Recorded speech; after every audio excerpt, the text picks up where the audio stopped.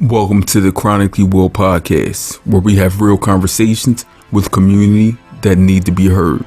On this episode, you will hear from Shay. Shay has been living with type 1 diabetes for 17 years now, diagnosed at the age of 8. Living with type 1 diabetes has greatly helped her with her independence, and as she has advanced in education throughout her lifetime. Shay is big on diabetes advocacy and research and loves to connect with the community. Before being diagnosed, she used to spend great times with her mom going to restaurants and getting sweet tea. She has a great family history of diabetes. On her mother's side, her grandfather and his brother both have diabetes, and her great-grandfather and all 12 of his siblings have diabetes. Shay's mom spotted her diagnosis from signs similar to her own grandfather and then demanded her child to be seen. Shay wanted to be in the field that she's in because, as she says, not only is it important to work in it, but it is equally important to come back and educate in it. Shay, could you please give the community a summary of who you are? Yes, I did have diabetes, but it wasn't new for us because on my mother's side, because I was raised in a single parent household, my mom raised me my entire life. It's like me and her the whole time. But on her side, it's my grandparents. And my grandparent in particular, my grandfather's side. So my grandfather and his brother both had diabetes. And their father, my great-grandfather, came from a family of like at least 12 or so brothers and sisters. Every one of them had diabetes. So diabetes runs very strong in my family. And when I got diagnosed, my mom started noticing like differences. I would be sleeping more, drinking a lot of water, going to the bathroom a lot.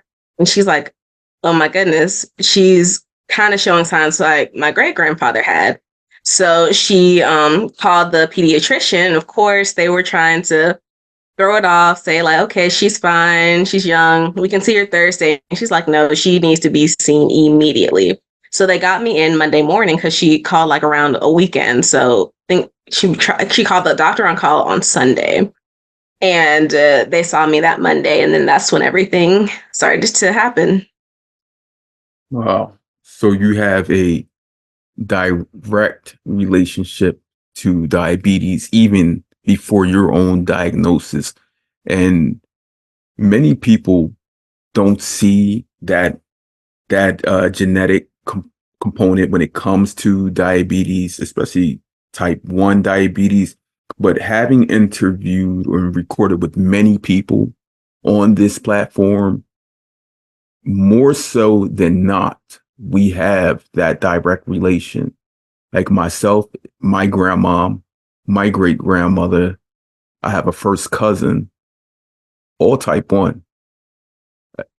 I mean, we didn't know those years before, like the difference, like type 1, type 2, and the diagnosis. But today we know that they all had type 1. I feel like it's the same with us. Like a lot, we can speculate. We think some of them had type 1 and my grandfather has type 2. But when I got diagnosed, I don't think anyone really knew, like, okay, what do you mean types? Mhm. You know, we just know diabetes. And me being so young and them being a lot older, I really didn't see what diabetes was because some of them had passed away, or like with my grandfather or his uncle, some might not have been in the area, or they got diagnosed after I did. So it was new, but it's weird to say a good new, but nowadays I can say, and I'm mature enough to say it is a good new. Right. And hopefully upon your diagnosis at 8 years old, your elders and your family were able to see you as a young child being able to not only take control, but able to own it.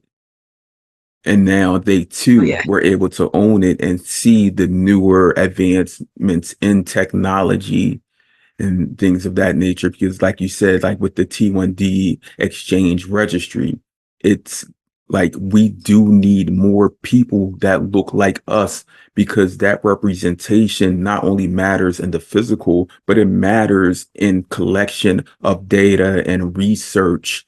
That's how we will truly make things change for the better of us and our community as a whole, our representation always matters.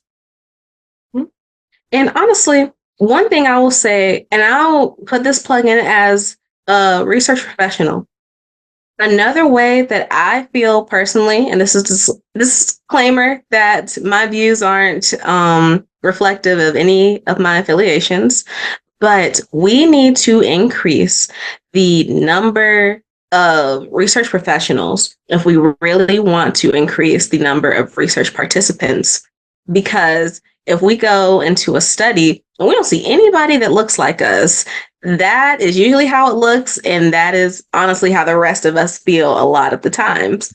Why would I go into something when my community's not doing it, when they're not even affiliated? What if I'm the test subject? But if we are there to educate and we're able to educate in a way people are able to understand, for example, like I'll say my boyfriend, for example, or even my mother. My mother's a social worker and my boyfriend's into filmmaking. They can tell me about their fields all day. And even as a researcher, I will be there deer in the headlights. I have no idea what you are talking about because it is a different field. And especially if you're talking about diabetes, if you're talking about clinical trials in a medical sense, which is already complex to a person who's just speaking in layman's terms, most likely they're not going to understand what you're talking about. They don't have a pharmacy background. They don't have a medical degree background. And even if they do, it still may be hard for them to understand because it's not their area. So making sure that we're able to communicate properly and effectively, because there's a certain time to do things and a certain time just to blend in. And I say that to say we cannot wait until we have a problem or something big comes up like COVID to reach out to these communities, or else, yes, it's like feeling used because where were you when we needed you before? Or why are you just coming to us now? Why didn't you talk to us before? And then when it's over, most times these organizations disappear. So my recommendation is that we need to integrate ahead of time. If you have a healthcare professional, they are already a member of a church, join them, learn from them, partner with them, give them information to share with their community. Because I'm more likely, and some people may feel the same way, if you're a member of my church and you give me information, I'm listening to you as a member, but also as an expert, as a professional, compared to someone who just comes in and is trying to, as we would say, pick information and, just try to educate and shove information in a way that's not appropriate. So I think there's ways that we can address how we come across with engaging people in research, because it's a very intimidating topic sometimes, even for those of us who work in it. It's a very intimidating topic, like you said. So when you were just talking and you were talking about clinical research and having more people that look like us, just more involved in it, needing more people that do work in bioengineering, biomedicine, clinical research, and things of that nature, I wrote down a friend of mine name and I circled it. So during this conversation, I start off, I write your name in the middle and I'll just make like this web diagram. And during the onset of the pandemic, which is which is a global pandemic that still is occurring, I reached out to a few of my friends that I know that work in biomedicine and bioengineering, like Dr. Kizzy Corbett. Yeah. So I have we're not directly like friends, but I have so many friends and associates that have worked with her. I was able to actually reach out to her and have conversations with her during this time. And she was like my main go-to person during the beginning stages, the first few years of the pandemic, where I would share information to my family, to my friends, to my social networks, because that representation mattered. Like, I always tell people this: when my queens speak, we listen. Like, seriously, uh, Dr. Kizzy, she's A1, will always be A1 in my book. Like, she is a trendsetter. Like, seriously, you know how many little black and brown girls were dressing up like her, wanting to be her, and like she's a true trailblazer in this space. It's funny. I'm not so little anymore, but when I learned about Kizzy, I was graduating with my first clinical research degree, and I was just astonished. I'm like, what do you mean this is a Black woman? Wait, no one told us this. Like, let me look into this. And I saw her and I just read about her and I was marveling. Mm-hmm. And I know that that is something that I would love to do, is to meet her one day and just to pick her brain, because for those of us who are young Black scientists and young Black researchers, that's what we need to see. Because I remember being a clinical research student, especially during COVID, you have your counterparts, but there's only about, say, 4 or 5 Black kids and a cohort of 50. And everyone says, okay, you can get a career in this field. This is a great place to work. This is where you can, get a job before graduating sometimes. And the only thing I was thinking is like, okay, this is great, but will I be able to get that? Because we look completely different. And I feel that if I would have had that person who was educating me, who also looked like me, I would have been more sure before I actually got into it. I mean, I was excited, but I also knew I wanted to see that representation, which is one of the reasons why I want to do the field. In addition to having diabetes and my mama telling me about it when I was young, and also getting diagnosed with another chronic illness when I was 18, I saw that there was a lot of moving parts. And not only was it important to work in it, but it was also important to come back and educate in it.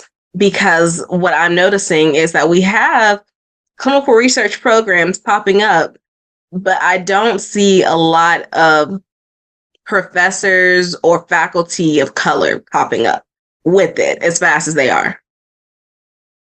True indeed. Even just this past week, like I am also partnering with T1D Exchange, Vertex Pharmaceuticals, um, a few different organizations, and I've met with people in like a space where we were just talking about how are we going to go about getting more people, a more diverse culture placed into this realm that is science and research. And the funny thing is, you weren't at that table. It was me with a bunch of people who, they did not look like us. So I'm always like, But I know today, Shay, at 24, you are that person. You are, like you said with Dr. Kizzy, you are that person that little girls, little boys can look at and be like, yeah, mom, I wanted to be Steph Curry, but I like the way Shay is with the research. Chef Curry has the shot, but Shay has the approach to changing the world. Like at the onset of this pandemic, like I was going through my studies because I decided like I was transitioning careers because I've been an educator for the last umpteenth years, and I decided I was going to go for my CDCES, and but when the pandemic like pushed, like I saw that ball rolling, I looked and I said, my people need something more indirect. So I decided that I was going to go for a public health degree. After starting that public health degree, I decided, nah, I need more global health. So that's what I've been focused more on, getting an advanced master's in global health, because I mean, I knew the direct need here in my community. But when I saw people across the world not being able to get access to things, I said here in the US, eventually everyone will be able to access the things that they need to survive this pandemic. Like, but when you think of people who live, like my best friend, his family is from Western Africa. And I know people in East Africa, North Africa, like all over, and just being able to have conversations with them, which I do strongly promote everyone. Please don't just stay inclined to your own community. Please open up your heart and your mind and your, like, whatever capacity you have to just see things from a greater view, a greater perspective, because it's not all about you. Seriously. Oh, Seriously. it's funny you So say that. Oh, go ahead. now, you can go ahead, because I was just going to say, seriously, that's just, I mean, I've always had that approach mentally, but I know that everyone don't have that. No, it's true. And it's actually funny you say that because one of my mentees is actually from Ghana. And I was just astonished by her just tenacity to keep on going and to do great things and to be a scientist. Even though I focus on diabetes, she focuses on sickle cell. And I am ever proud of her. And her name is actually Priska. And funny thing about Priska, when I first met her, we weren't too far apart in age, but I was an upperclassman and she was an underclassman who had transferred in. And she was so eager to meet me. And I remember meeting her, but I pulled up in overalls and she was like dressed to kill. And she had all these questions lined up. And I'm like, oh, wow. Mm-hmm. You are really serious. And the more I got to know her, the more I saw her work ethic and the more, even though she was my mentee, she was inspiring me. So a lot of times it's these people from different places that inspire us to do different things than we would have typically done. And I mean, I'm one who can go from overalls to three-piece suits if I need to, but I also think that's a part of the experience, not only the Southern experience, but really the Black experience, is knowing how to code switch and how to act in different places and with, whoever. Because, I mean, it might not be intentional the way we talk with our families. It's not the way we talk with our friends. And it's definitely not the way we talk with our professors or our bosses or our colleagues at work. So just knowing how to approach things. So someone at work, like I was reading something the other day and the doctor kept on referring to diabetes as DM1. And at first I had to think, I'm like, okay, what is DM1? I'm like, okay, diabetes mellitus 1. Cool. Go home. You go back to the country, Pender County, Duplin County, Columbus County, whichever one you want to pick. And all you hear is sugar. And it's like, okay, somebody not from here is like, what is sugar? It's all the same things, but it's all about how we refer to them in different settings.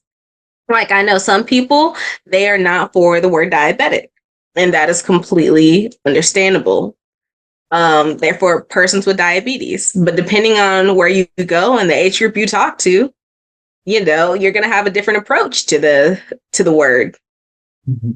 Yeah, and if you speak to many like baby boomers, they don't want to hear that word diabetes at all. And that's like my parents, because I don't know, like it's directly correlated with like stigma.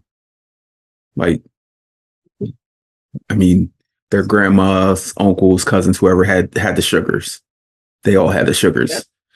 But when you speak of diabetes, I don't know if it's because of the more I would say like educational approach to the term, and like truly not being educated in the true meaning of what that word is. So it's been a stigma placed upon it. Like many people, even young people, are like, I don't tell me I have diabetes. Don't say that. Or they'll be like, don't tell anyone I have it. Like, But to each, I mean, everyone is different. No two persons are the same. Even two people living with diabetes. Exactly. I know for me, I read something recently, and I don't know if it applies to everybody, but it's something that was really interesting. And it said for every person who is a diabetes advocate right now was the same person who may have gone through a period of not wanting people to know that they had diabetes, or going through a period of just feeling overwhelmed and really not knowing what to do with it, or how to express it, or how to educate people. And I think that's what happens sometimes, is that sometimes we'll suppress it so much. And it's not that we're not like trying to hide it, or, trying to put it away. It's just like not our main identity, that we just put it to the side. But when we do that over a period of time, it comes to the point where it's like, this isn't something that needs to be hidden. And I think for me, it especially hit as I got older and I saw, the privileges I had with it compared to some of my friends. Some of them have had horrible experiences with pumps, will not touch a pump. They have had horrible experience with providers too. But what I notice is that we handle it differently, and just learning how people handle their condition and how the society responds to it is something that needed to be seen, and it needs to be magnified, because how someone who is Black responds to diabetes could be completely different to someone who is not Black with diabetes. And it's interesting because, like, we were watching a documentary, I think it might have been the Human Trial on diabetes and clinical trials. And when looking at it, and you really don't see yourself in the movie anyway, but then looking at how different situations were handled, it's like, well, that's nice. It's very interesting. And it's very interesting to see part of your intersectionality on camera, but this isn't the full picture. And I think just like a lot of healthcare providers, I think like a lot of society, we need to see a person as a full picture rather than their diagnosis, which is honestly one of the reasons why I think people shy away from it sometimes, because that's all people will see. But I'm involved in a lot of things. I'm a very busy person.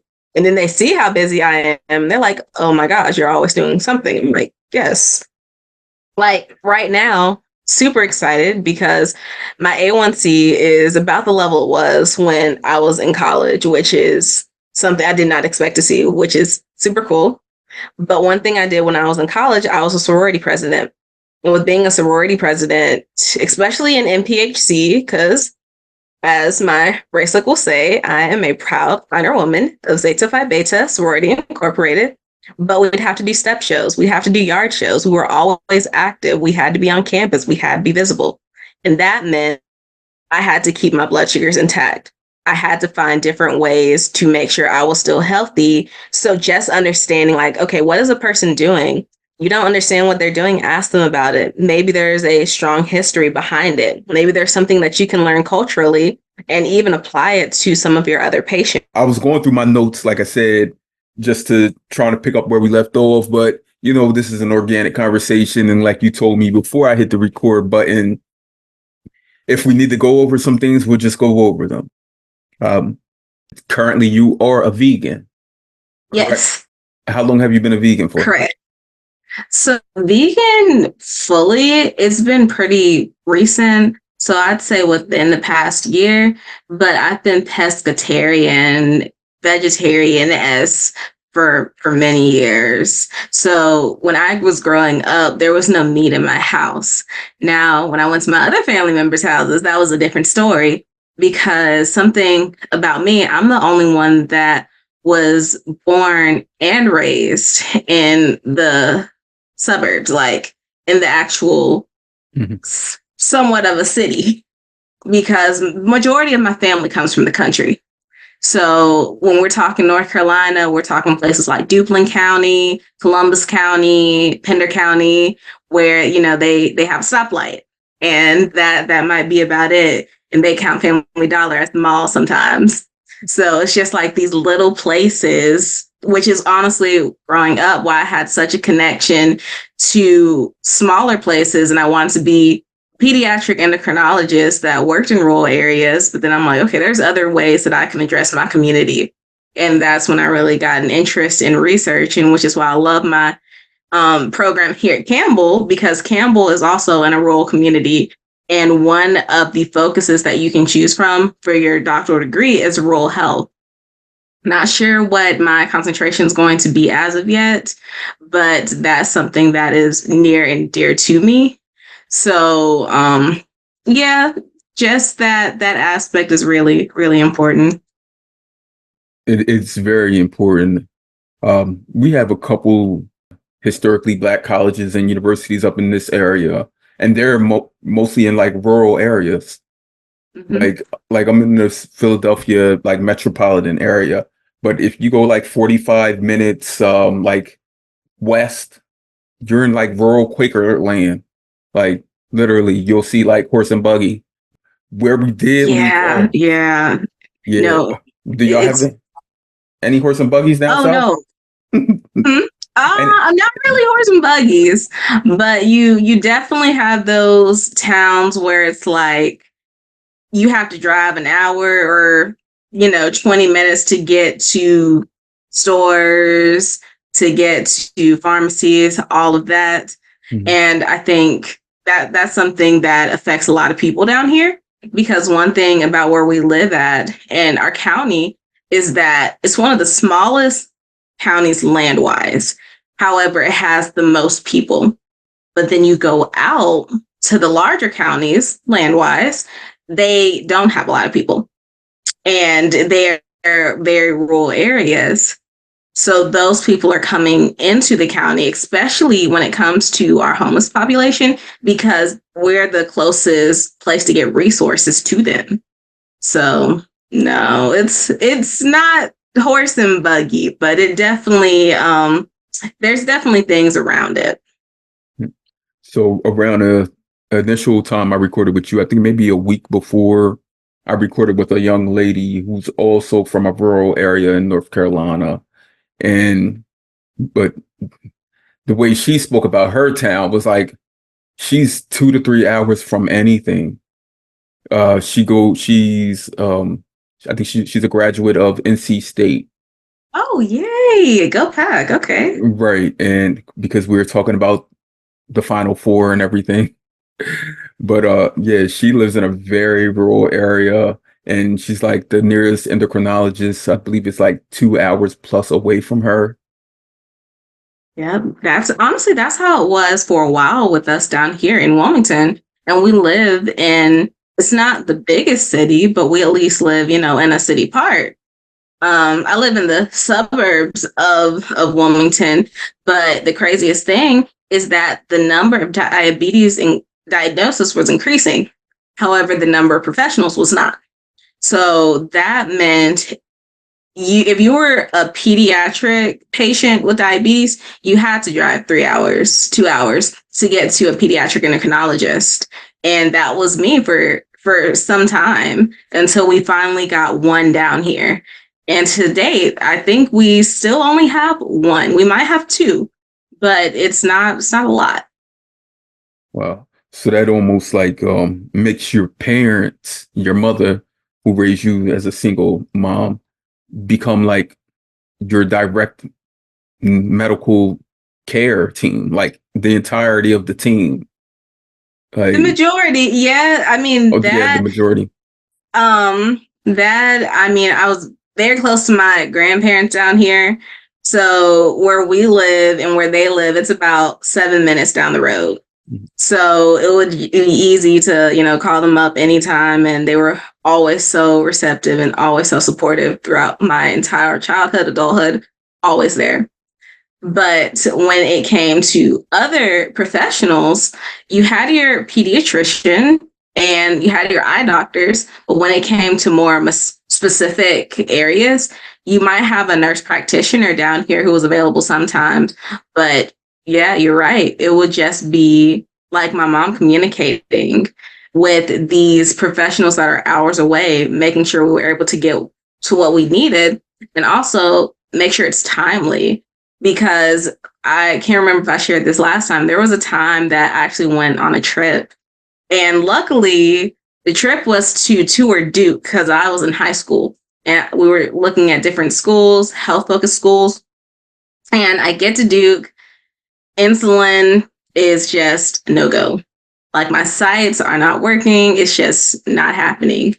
And my family's like 3 hours away, but they were able to get on the road and come and grab me. But I was also lucky because I was on a research focused campus. So even though it took a while, and when I say it took a while, like I was in their hospital part while my classmates were like touring the school, and my mom was back in Wilmington calling the hospital up there trying to see how I could get some type of insulin and how they could work it out and how they could get my insurance up there, because like I'm in high school.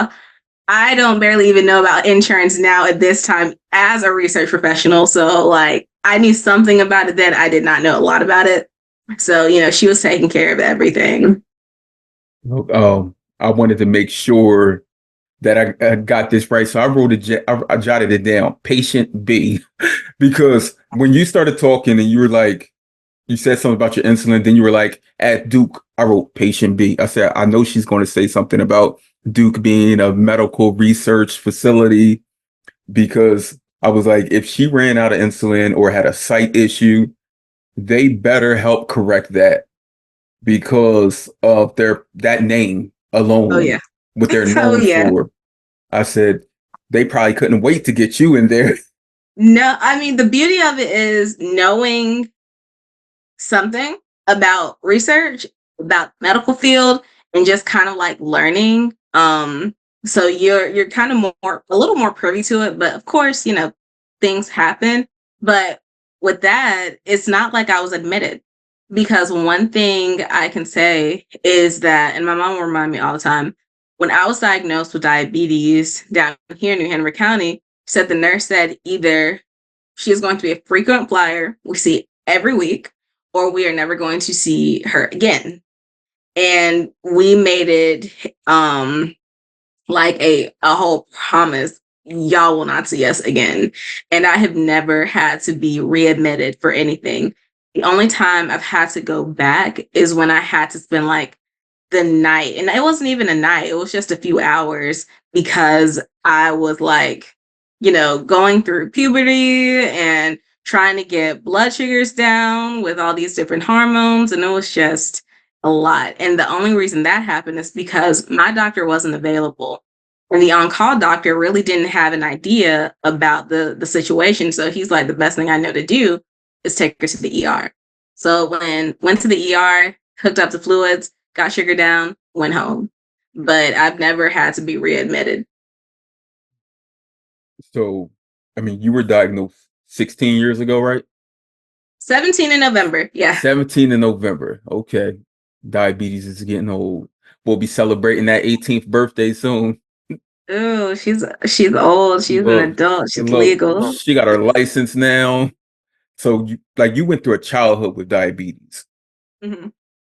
but you said that it didn't truly alter or affect you as much as it has as you've gotten older. How is that? Is it because of you had that your mother was the primary caregiver for you? And when did you take on the management yourself? Oh, so yes, my mom was a primary caregiver, but when I say that in the ways of advocacy. So like when I was younger, I was, focusing on everything. I was a chorus kid. I did clubs. I really wasn't, focused specifically on science and diabetes advocacy per se. And it wasn't until I actually focused on STEM and that became my major, and I actually looked into like the people around me, and it's like, okay, we're not handling our diabetes the same way.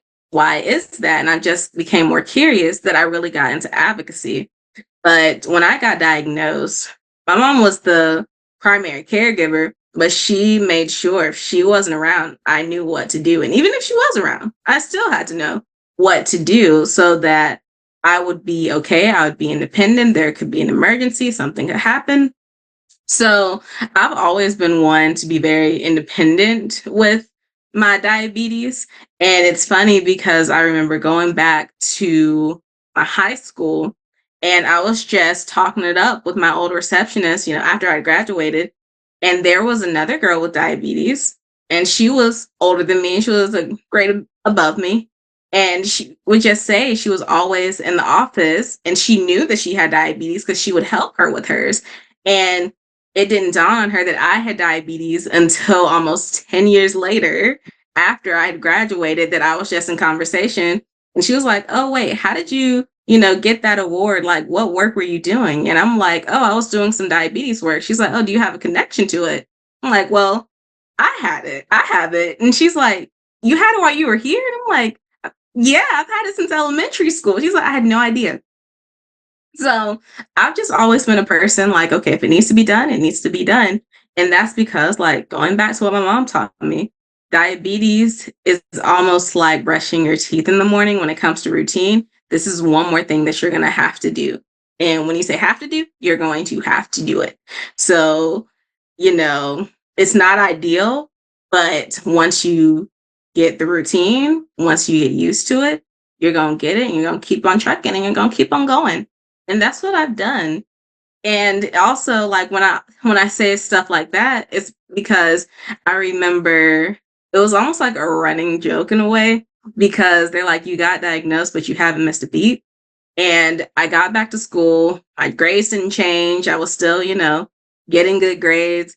I was still active. I was still going places. I was still participating. It was just something I just had to do additionally. And it's different compared to my the other people who I were around, where it was the opposite. I mean, I had friends, we were in high school, and I'm just like out here, catching the shuttle bus to campus, the university. I am bolusing, I'm checking in on my other friends to make sure they're okay. And their parents are still coming to campus and giving them insulin. And hence they're older than me and they're about to graduate high school.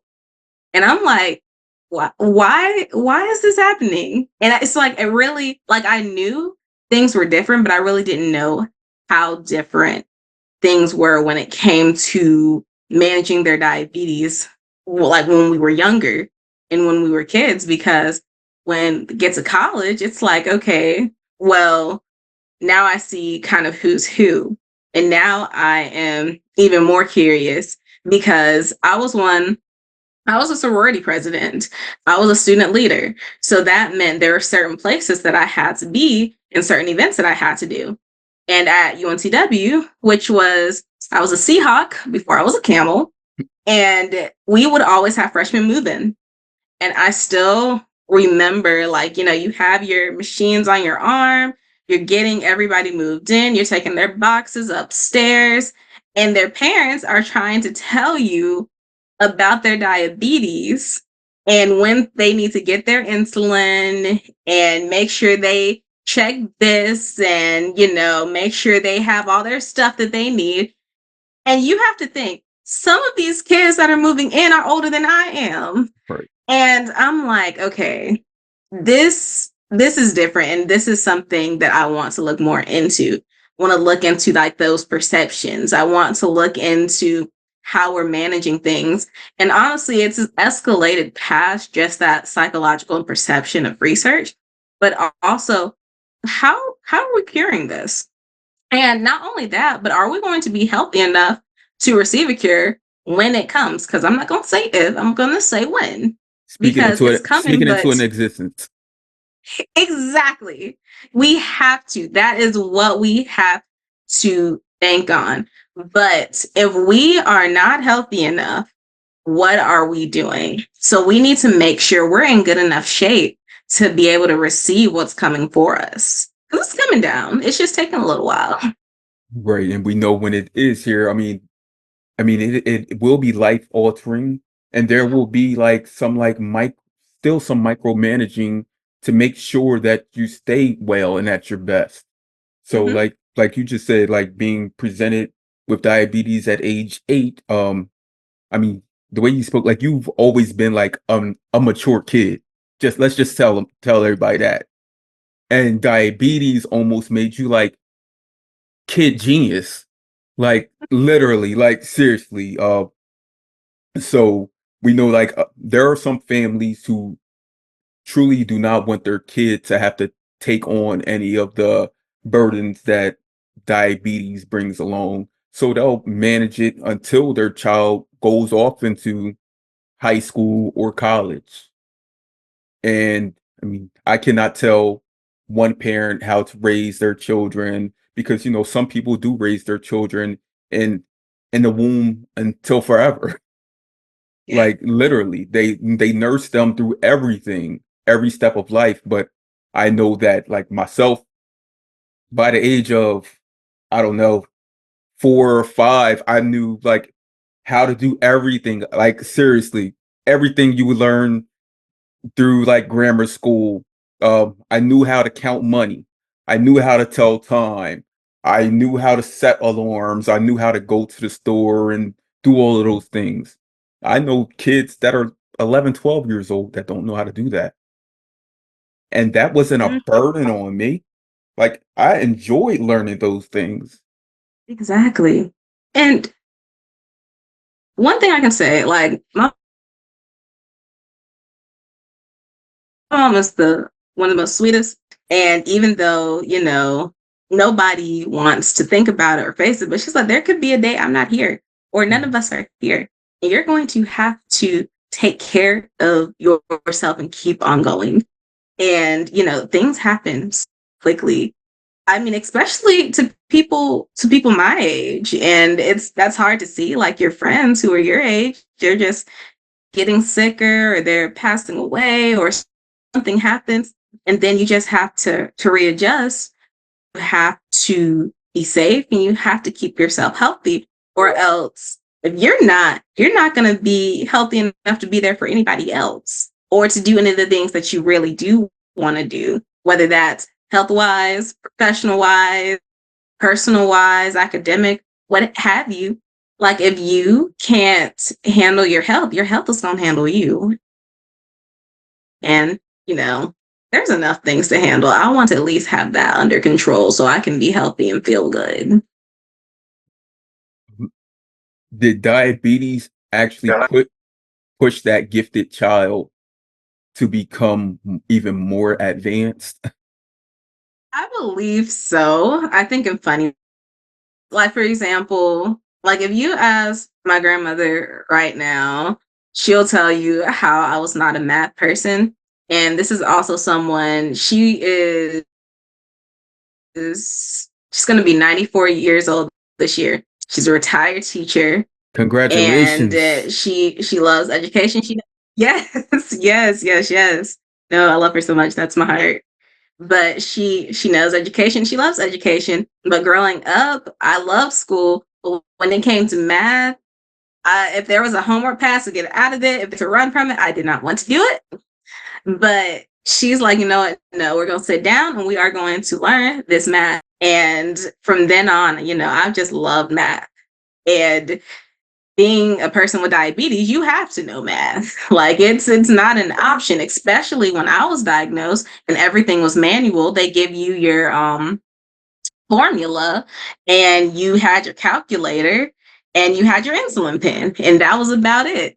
I mean, when I was diagnosed, it's crazy because I hear people now and they're like, yeah, my daughter or my son, or I was diagnosed on Wednesday and then next week I get the pump or something like that. And I'm like, what? What do you mean? Like this soon? Like for me, I had to wait a whole year at least to get the pump. And that's just when things were really new. There was new technologies coming out. Nobody really knew anything about anything. And I just think about my pump now. It's wireless. But when I was little and it first came out, it was so heavy. And I'm like, there is no way I'm going to be able to wear this um me at all times being this kid. But now I feel it and it's not there. Like I forget about it.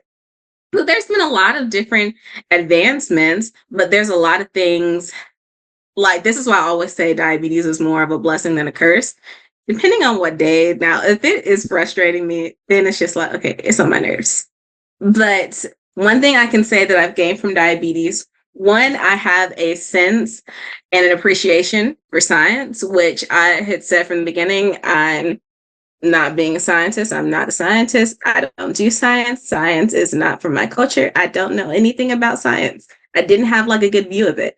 I had teachers who really weren't pushing it, or really, if I'm honest, they really weren't pushing their Black students. I didn't get a Black educator until I was in college.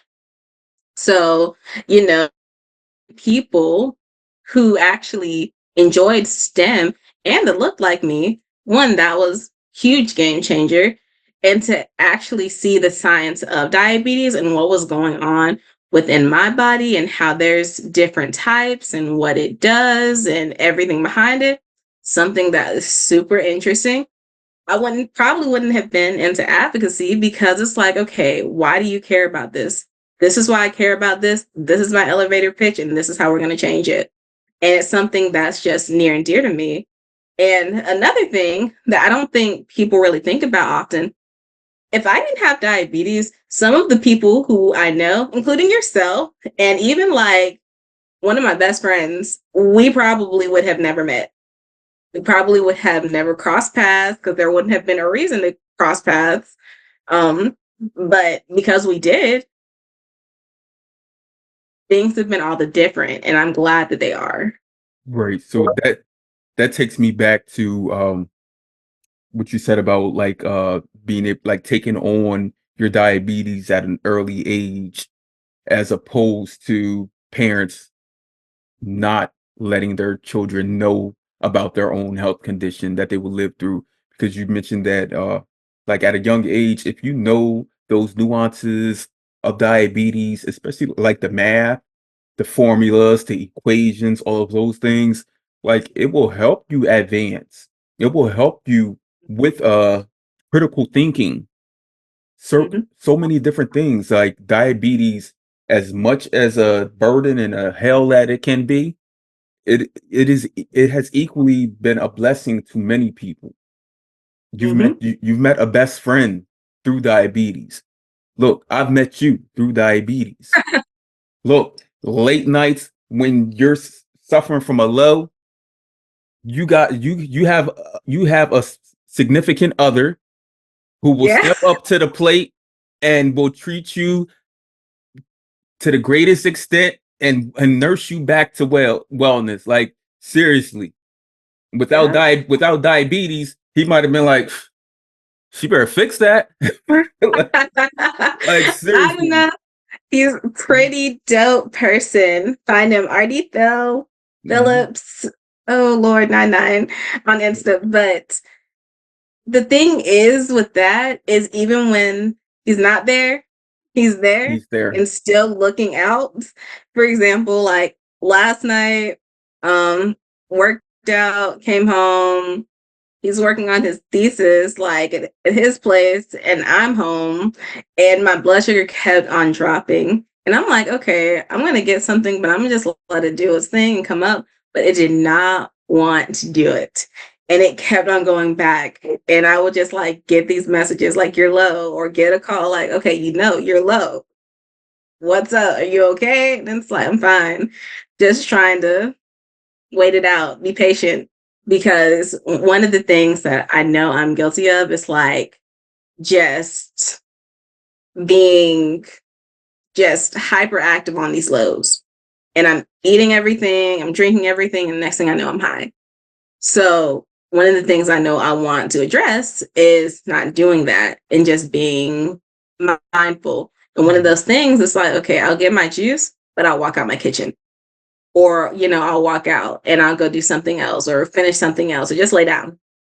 Because if I stay there and I'm in that environment, Mhm. I'm more inclined to be like, okay, you know what? It's not up yet. Let me get some more juice. Let me get some more honey. Let me get some more peanut butter. And it's like, okay, it's not, I don't need to do all that. Instead of patiently waiting. Exactly. Like I need to Understood. pace myself.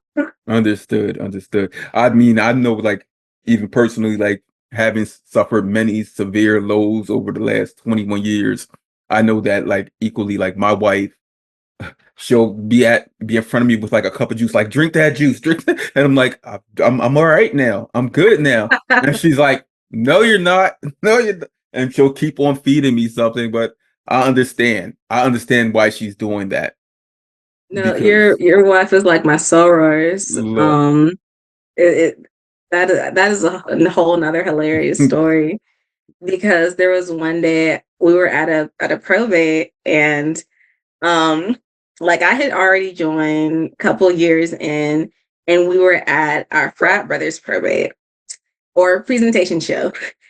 And I was dropping and it just would not come up. I'm like, you know what? I'm just gonna sit it out. It's almost done. I'm just gonna go and get something at the reception. So the first part is like it's my school and the some of the other people are actually guests coming in to see like some of our students, but I walk out and I'm like looking for a vending machine and I'm really not paying attention because like I'm still dropping and I run into one of my sorors and I'm just like, all polite. I'm just like, sorry, excuse me, ma'am. Do you know if there's any vending machines around here? And she's like, no, I'm not sure. And then she like caught on. She's like, oh my gosh, Shay. And I'm like, oh wow, this is crazy. I didn't even recognize her. And she has it too. So I didn't feel as bad. So she was like looking out for the remainder of the show. But when I get to the reception, my sorors knew I had diabetes, especially my prophytes, and they were always checking in on me. And there was some punch that was there, and they had gotten there before me. And apparently, they were like trying it out. And they're like, this is too sweet. Shay can't drink this. Make sure she doesn't drink this. So I get in there, and it was like an episode of Hannah Montana, like when Oliver got diabetes. And I'm like drinking juice. I'm like, what are you doing? And I'm like, I'm low. I'm supposed to drink this. Y'all gonna have another problem. So just fine. So it's like you have two different poles, like especially when people are trying to look out for you. And I think it's hilarious. it is. So you did just transition into something, college with diabetes. You had a lot going on in college. Oh You yeah. went to even going through two different schools, like Yeah. transitioning from your household um, to college. How was college with diabetes? So here's the thing, and I'm not sure how many people know this or not. I actually started college when I was 16 years old. And I was in early college. So that meant ninth grade. Look, diabetes truly did advance you. Yeah. Parents, Yeah. disclosure, parents. If you let your children know today, just even like little things it takes to manage their diabetes, like share it with them, let them own it, let them become one with it, let them handle this. Truly, Yeah. it can benefit them. Not only as we're talking about like with education, mechanically being more inclined with their own well-being, but also like community. They can they get to know people like Yeah. that, truly understand them. That will help with the whole mental aspect of it. When Yeah. we are ridden with burden, just to know we that someone else has equally gone through this and that we can even just have conversations with them will help them. So Yep. yeah, back to you. No, that is needed. That is needed. Honestly, it's funny. One of the things when I would like kind of get in those moods, like, I don't want to do this. I'm frustrated. I want to learn this. My mom's like, okay, listen, you're going to get to the age where you are going to be going places that, I'm not always chaperoning. And she didn't, she wasn't going to chaperone me. She wasn't going to helicopter me, which, some are okay with that. That's completely fine. That's just not how it was here. And it was a lot more better for me. And I think the rest of us too, because like I was a really active person. I'm still a very active person going places. And especially when I got to middle school, I was always on a bus going to a different state, going to like sometimes an amusement park, sometimes a chorus concert that we had to do for the county or for the state or what have you. And my mom was like, okay, I know how active of a person you are. And I know that there'll be times you're going to be gone. You're going to be able to hop on this bus, take care of yourself, and you won't need to have me around. And, I trust you're going to be able to take care of yourself. And I did. And then she also made the point, listen, you're also going to get to the point where you start dating, and I'm not going to come with you on a date in the back seat, making sure you take your insulin. And I'm like, frankly, appreciate it. But hey, and I mean, that was a good point to make, even at a young age. And the thing is, in college, so one thing about early college, in ninth grade, you do all of your ninth and 10th grade work. In 10th grade, you do all of your 11th and 12th grade work. In 11th and 12th grade, you're a full-time university student. So in Wilmington, we have two early colleges. We have Wilmington Early College and Isaac Bear Early College.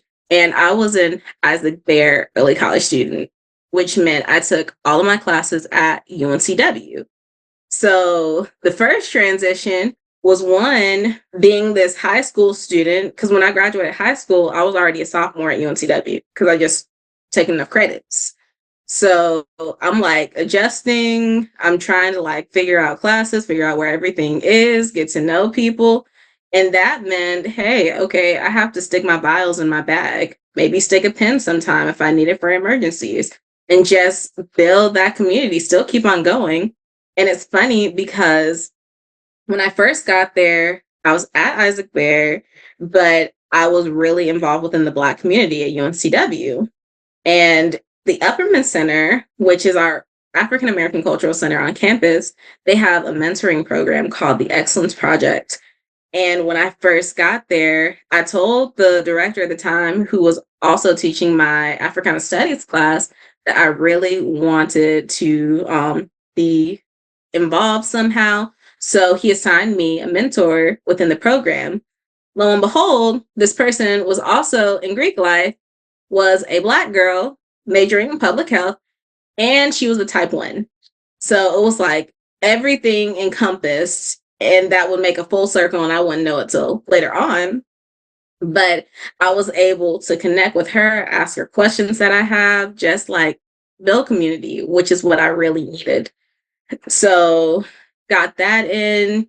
And then when I actually had to move on campus, it was about really advocating and asking questions, making sure I was able to have a refrigerator to keep in my insulin, making sure that, my roommates knew about it. And especially when I was in college, we have a lot more glucagon options now. But when I had glucagon, it was glucagon. So it was that little red box where you had the syringe. Put it together. Oh no. Like I showed my roommates that. It was like an EpiPen. Exactly. Showed my roommate. She's like, I have to stick you. I'm like, yeah, if I pass out, please. And they were terrified. So I was super excited when things like Gvoke and everything else came out, where it wasn't as, I guess, scary for persons who didn't have diabetes, or sometimes scary for those who do have diabetes. It was a lot better. I mean, I was almost graduated, so it still was helpful, especially like as I move into the workplace, even though I'm so glad that I've been able to be remote since I've graduated. But being on campus, it was really important that, you let your roommates know. And sometimes roommates are going to be very receptive, or then you might find the roommates that they hear your beeping and they will knock on your door and tell you to turn your alarms off, please. So it depends. It's a give or take. But one thing I can say is that being active on campus. So I'll backtrack a little bit. When you get to campus, whether you go to college, whether it's 4 years, whether it's 2 years, trade school, what have you, it is what you make of it. So go to college. Do not let diabetes stop you from doing anything, because a lot of times I feel like there is a stigma on persons with diabetes or any type of chronic illness that we're just like, they're probably not really going to mingle. We're going to go to class. We're going to go back to our dorms and, kind of just live mundane routines. And just from, even some people who I've met or some people who I've heard from, it sounds like that. And I'm like, okay, that's not my personality. That's not me. I like to touch things, get into things, break the norms. Like, let's do something. So get there after high school. So officially a college student. And I just hit the ground running. I'm taking my prereqs for my classes, for my degree. I'm really involved in the Black Student Union. I ended up actually starting 3 organizations during my time as an undergrad there, and while serving as sorority president. So there was a lot of moving parts all the time. And it was really important for me not to only involve myself with persons with diabetes, which honestly, at first, I really didn't know, because I knew my crew, I knew who we hung out with, and the people who I engaged with for the majority of the time, even after I knew about the diabetes community, and some of them were a part of this group, were student leaders.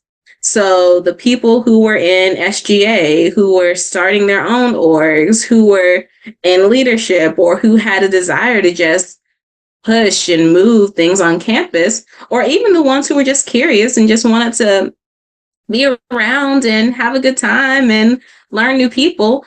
And it's just like making that community. But it wasn't until it was about my junior year, I think it was, that we had this huge storm come into Wilmington. We had to leave campus for about 3 months or so. I don't think we went back until about October. And the interesting thing is, right before we left campus, I started my chapter. At the time, it was called the College Diabetes Network. Now we call it the Diabetes Link. And our chapter on campus was called Dubs for Diabetes. And I thought, okay, I'm going to make this chapter, find some more people. It's going to be great.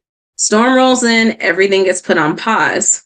When I come back, I get a notification that somebody else wanted to start the chapter on campus. So they end up introducing us to each other. And what ended up happening is he started the Registered Student Organization, and we combined the Registered Student Organization and the national chapter and made it into one.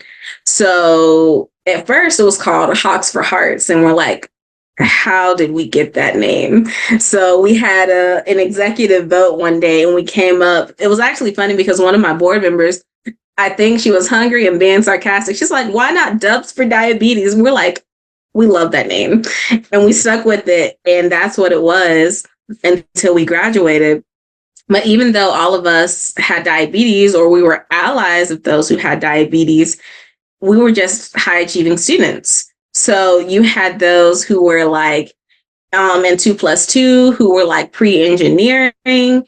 You had those in research, Greek life, athletes. You had a bunch of everybody in one space.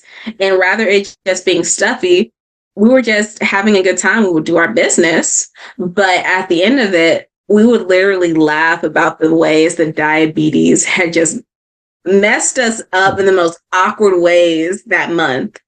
And, some of that would just be like, how is that possible? And the other would be just straight up hilarious, and especially how we deal with it. But being on campus and being a part of so many different organizations, working on campus. So I was actually one of the inaugural ambassadors for my degree program. And for anyone who doesn't know, I'm a clinical research graduate twice. So clinical research bachelor's, clinical research and product development master's. So, I was doing that. I was interning. I interned at 2 major clinical research organizations, and then also a smaller site, clinical research site down here in Wilmington. And I was just managing diabetes and touch and go everything. And at the end of the day, it's like when I look back on my college career, it was one of the best times I've had.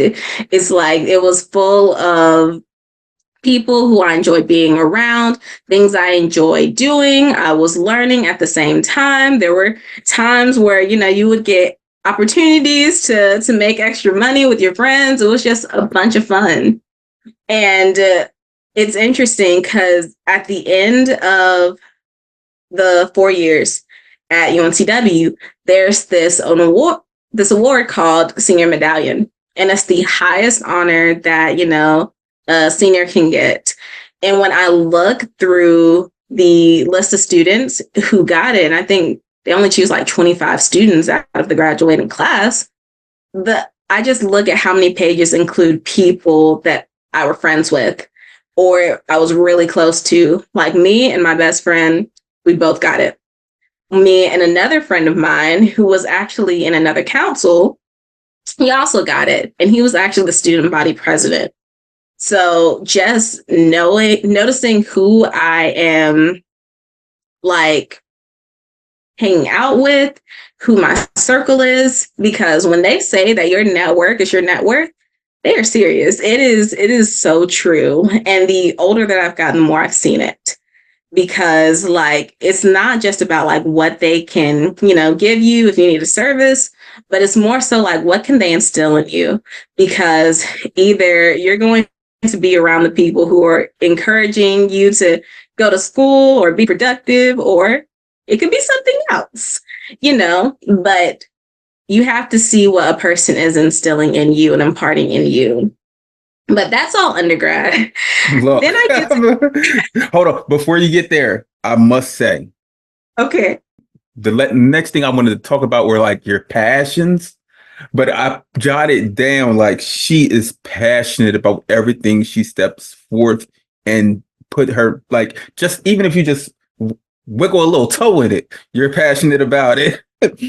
And I wrote on the top of this page, because it's been a true reminder during this entire conversation about how diabetes hasn't held you back. I wrote at the top because I was thinking of a title while you're talking, and I wrote "Diabetes Can't Knock the Hustle." Like, it has not knocked your hustle at all. It can't.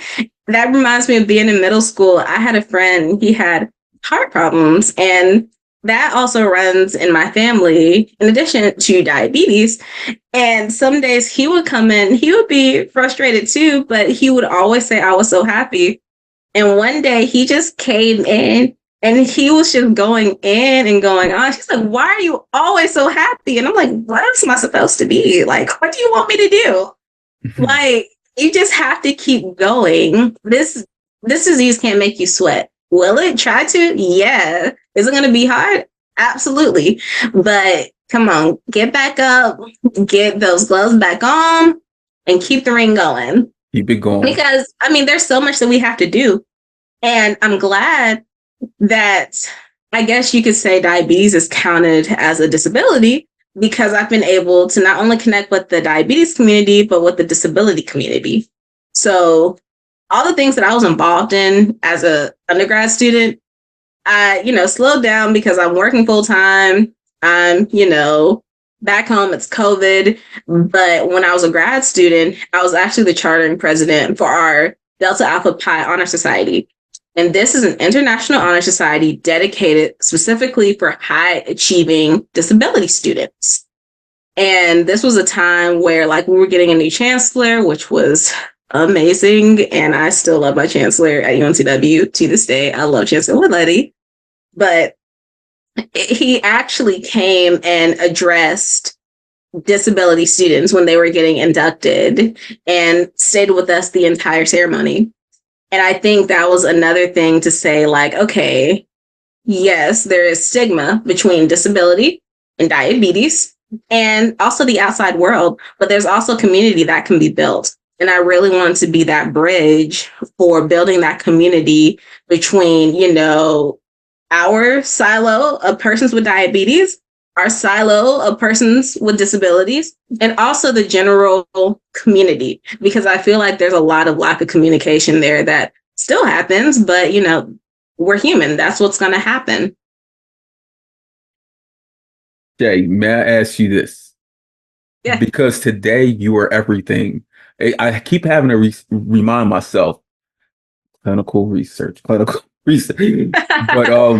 what did you want to be when you were growing up? Wow. So interestingly enough, I wanted to be a nurse practitioner.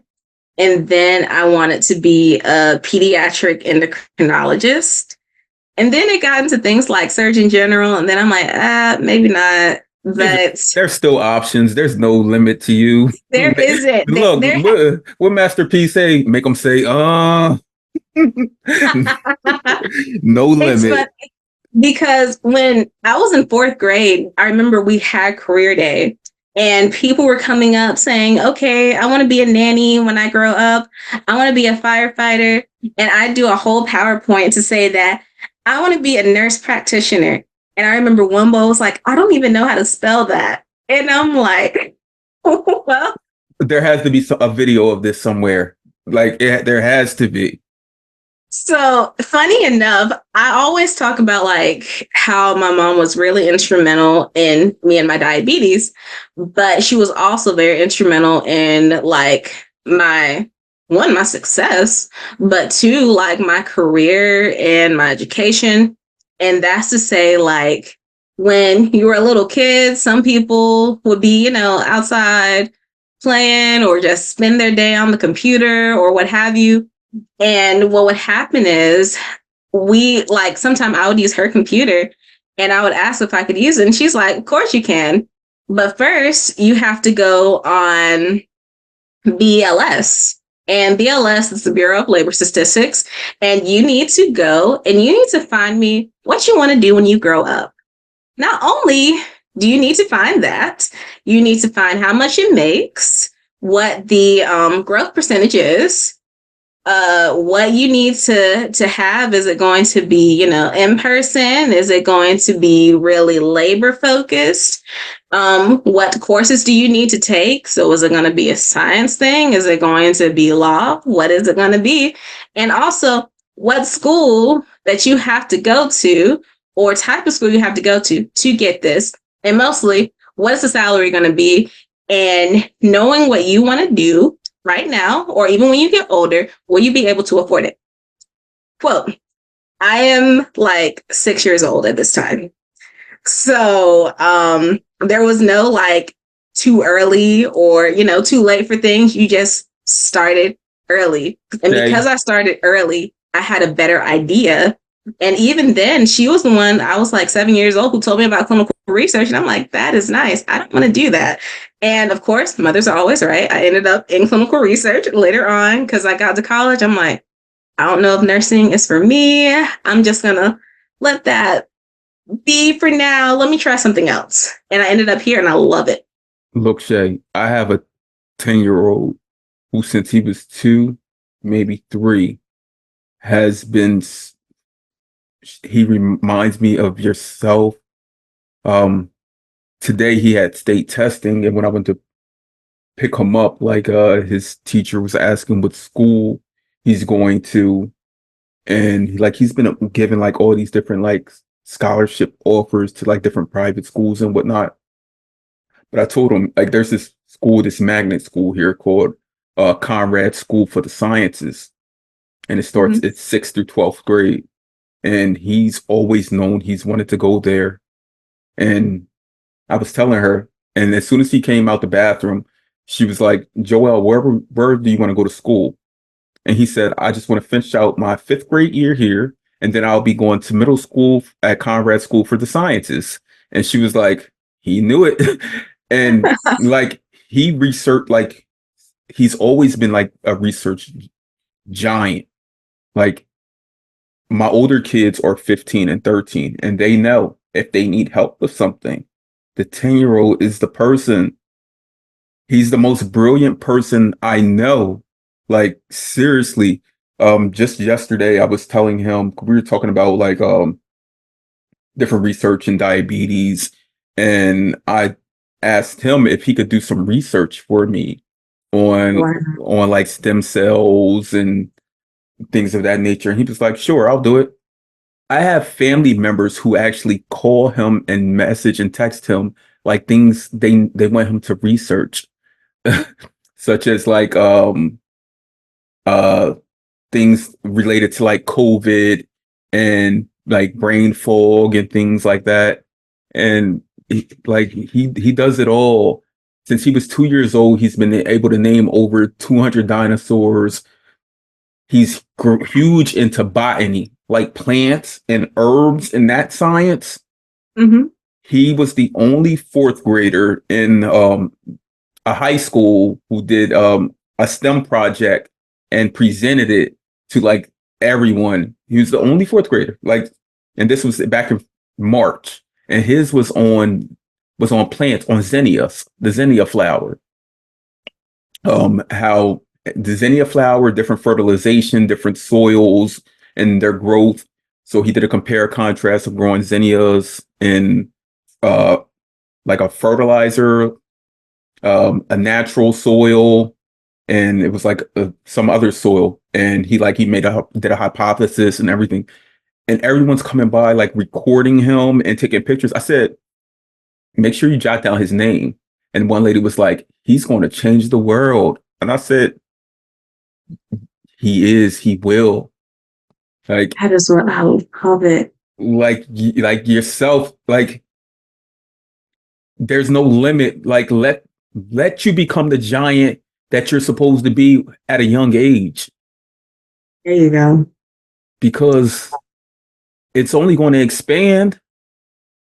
And here's the thing, and I can kind of like draw it from my own childhood. I guess keep on, going back to my mama, because she instilled a whole lot, and span of 24 years. But as much as I was doing, and as much as I was learning, the biggest and one of the most important parts of it was being able to give back. And that's why it's like, okay, yeah, you can learn all this stuff, but still, when Saturday morning comes, we're going to the homeless shelters, we're going to the food bank, and we're helping the people who need it. And I think that's where a lot of people have kind of dropped off, at least in this day and age.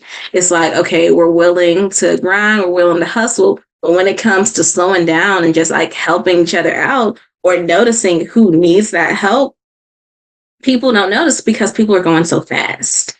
So I think with everything that you are taught early, like share the wealth, pass the plate, whatever you do, pay it forward. And honestly, even if you have nothing to pay forward, if nobody has done anything at all, you just have the feeling, the need to do something, do it. Because if something needs to be done, don't wait for somebody to tell you. And that used to be like the biggest rule here growing up. Like, if you see something that needs to be done, don't wait for somebody to tell you to do it. Go do it. Because, some people, one, they won't ask, they won't tell you, but the need is still there. And who else other than you? Like, why not you? Like, do something about it. Right. Look, not only will y'all take on the world, but y'all will take over the world. Seriously, having these conversations, I've met so many people that look like us that are breaking through barriers, not letting anything stop them. Seriously, reaching above and beyond all measures. Seriously, while living with a chronic health condition that is diabetes. And not to mention, like you mentioned, that you have another autoimmune condition, correct? Yes. I have had rheumatoid arthritis since I was 18 years old. And I thought that, I was going to start college. I was going to, manage this diabetes, just keep on going. And then things just started changing. The time it would take me to get to class wasn't the same anymore, because it would take me maybe about 5-7 minutes tops to get to my class. And it started taking me like 20 minutes to get the same distance. And I was always tired. I was always in pain. And ironically enough, I had a professor for PE that semester, and she was a Black woman, which one I was super shocked about, but I was super excited about. And she also had diabetes. So she understood that aspect of it. And she even, noticed some things. So I go and I get checked out. And originally I was misdiagnosed. They thought it was just something that had to do like with my knock knees, with my posture. So they put me in a boot for like a few weeks. So I'm walking around campus. I have a boot on. Nothing's broken. I'm like, okay, this doesn't even feel right. Like there's something else that's wrong. And when I go back, they start questioning me again, how I was feeling. And I'm like, okay, I still don't feel good. Now I'm swelling up. There's discoloration in my joints. Like, I don't know what's going on. I go to the health center. They're like, okay, maybe it's a spider bite. You're new on campus. You're staying on campus. There could be a lot of things around here. And it wasn't until I went back the very next time that they're like, you know what, let's run some tests just to rule something out. And then that's when I got the message back that, the markers for rheumatoid arthritis did come back, and that's what it was. So from there, I've been taking all of my medications, my injections, staying active, keeping the fluids, the water, when I say fluids, going. But, it was definitely a shock, but it was also a thing like, okay, this is just like I had to deal with diabetes, just shift again and keep moving forward. And it's also really frustrating when you have people at first who don't understand chronic illness. And it's like you have those general group of people who are like trying to figure out, who are questioning everything. And then you have like your true core friends, like who are always checking in on you, learning more about it themselves, and, just making sure you're okay. And then not only that, you have your providers who you ask them one question, but they're like, you know what, let me up the ante a little bit and make it even better. So I asked for an accommodation note for my university to say, okay, she needs to make sure she has a spot closer on campus to her door when she gets to upperclassmen housing, something like that. And my doctor's like, well, we can't exactly do that because, we can't just tell a person not to park somewhere. But let me write you a note for a handicap placard. And that was like a blessing in disguise because that went beyond my university days. Like that's something that I can always have on me, especially the days I'm flaring up and I need it more than anything in the world. Look, as we wrap up, you mentioned something probably about half an hour ago. I don't know if you noticed that I was like, we're going to get to that. So we're going to speak it into existence because it's going to be rounding a corner soon. We've seen, especially over the last 4 to 5 years, people be able to go without insulin. Mm-hmm. Yep. It's going to be here. It may have not been the 5 years that some people heard. I never was told that. I don't know where they got it from. I never was told that at all. I think it may have been like a old folk tale or like that was shared and kept on growing, because I never heard that. And that's why, like, I'm like with certain organizations, like even organizations like JDRF, they have put so much funding and resources into clinical research. It's because of a lot of these organizations. We have the continuous glucose monitors, the insulin pumps, the increase in types of insulin, faster acting insulins. Mm-hmm. But at the same time, I won't stop until insulin is free for all. Absolutely. And it's honestly not just insulin. I will always go on saying that because people are like, we need to lower the price on insulin. I'm like, okay, great. But what are you going to do when you lower the price on insulin and we can't get infusion sets or we can't get syringes? Now what are we going to do? We just need to lower the price of all of it because it's one goes with the other. It's like a hand and arm. Like you can't have one without the other functioning. And I think it's like, not only are we doing that, but when I look at organizations like JDRF, And I remember last year when I was, still doing my capstone, but I actually had the opportunity, and I didn't know it at the time, but it was me and my frat brother that did a whole segment on Greek life and diabetes for the Type 1 Nation Summit. And it was a time where it's like, okay, we're on the campus of an HBCU. We are two people in brother sister organizations who are within the Divine Nine, which are 9 historically Black fraternities and sororities. So we have the capability to increase the diversity and the awareness within our community, because like like you were saying, with different organizations, honestly, it's not just research organizations. Sometimes the best way to get information out is through social organizations or organizations that have weight in the communities that we're trying to target. Okay, if you're trying to target the Black community, go find MPHC in the Divine Nine, go to the religious circles, go to HBCUs. Like, there's certain ways that you can get that data and get that diversity and get your information across. I don't think it's being dipped into enough yet. It's not at all. It's not. I mean, they know they have, like, there's individuals like you and I who can do things, but we know organizations. It's so easy to tap into those organizations. And if you tap into those organizations, more people like you and I will see and want to become a part of this big club that is trying to lessen the burden that is chronic health conditions such as diabetes on everyone. And on that note, I must ask you, Shay, on that day, when you wake up,